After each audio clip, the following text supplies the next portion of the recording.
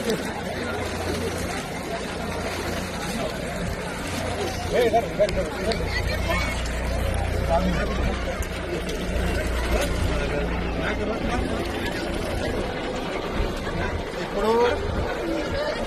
మహాకుంభ్ అంటే 144 ఇయర్స్ తర్వాత ఇట్లాంటి పవిత్రమైన దినం వచ్చింది.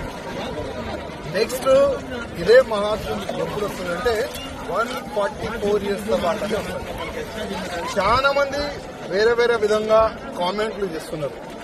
మహాకుంభులో కరెక్ట్ వ్యవస్థ లేదు, చాలా వరకు వేరే వేరే కామెంట్లు చేసే ఓలుకి నేను ఒక్కడే చెప్తాను. ఇవాళ నేను నా ఫ్యామిలీ ఎంబడి వస్తున్నాను. చూడండి, ఇది విఐపి ఘాట్ కూడా కాదు, నార్మల్ ఘాట్. అంటే నార్మల్ ప్రజలు ఎక్కడ స్నానం చేస్తారు అదే ప్లేస్ లో నేను ఇవాళ ఉన్నాను. చాలా మంచి వ్యవస్థ యోగి ఆదిత్యనాథ్ గారు, ఉత్తరప్రదేశ్ ముఖ్యమంత్రి గారు చేస్తున్నారు. Crores of people, crores of హిందువులు వచ్చి ఇక్కడ స్నానం కూడా చేసుకుంటున్నారు.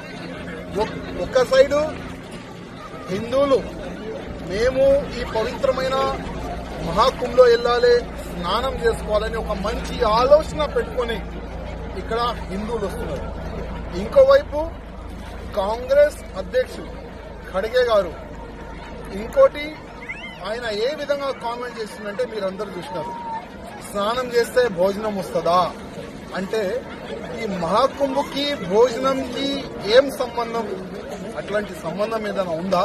నేను కాంగ్రెస్ అధికారులకి, రాహుల్ గాంధీకి, సోనియా గాంధీకి, అదేవిధంగా ఖడ్గే గారికి అడుగుతున్నా, మీరు ప్రతి దాంట్లో రాజకీయం అంటే జనాలు అంటారు, అరే ఈ చేత గాని కాంగ్రెస్ వాళ్ళు వేరే సబ్జెక్ట్ లేదు, ఈ మహాకుంభ పైన వీళ్ళు కామెంట్ చేస్తున్నారని కాంగ్రెస్ వాళ్ళ పైన నవ్వుతున్నారు. అదేవిధంగా కాంగ్రెస్ పార్టీకి ఎట్లాంటి ప్రెసిడెంట్ వచ్చిండు, బుద్ధి లేని ప్రెసిడెంట్ వచ్చిందని కూడా జనాలు నవ్వుతున్నారు. ఖడ్గే గారు, మీరు స్నానం చేస్తారా లేదా తెలియదు, రాహుల్ గాంధీ స్నానం చేస్తారా తెలియదు, సోనియా గాంధీ ఇక్కడ వచ్చి స్నానం చేస్తారా అది కూడా తెలియదు. కానీ హిందూ మనోభావాలకి దెబ్బతీసి అట్లాంటి మాటలు చెప్పకండి. లేకపోతే వచ్చే సమయంలో ఎక్కడైనా రాజకీయం జరిగితే, ఎక్కడైనా ఎలక్షన్ జరిగితే కాంగ్రెస్ ముక్త్ ఆల్రెడీ భారత్ అయిపోయింది, ఎక్కడ కూడా ఉండదు కాంగ్రెస్ గవర్నమెంట్. అది మీరు ఒక్క మాట యాద్ పెట్టుకోండి. అదేవిధంగా ఖడ్గే గారు, మీరు చెప్పిన మాటలకి క్షమాపణ చెప్పాలని నేను మీకు కోరుతున్నాను.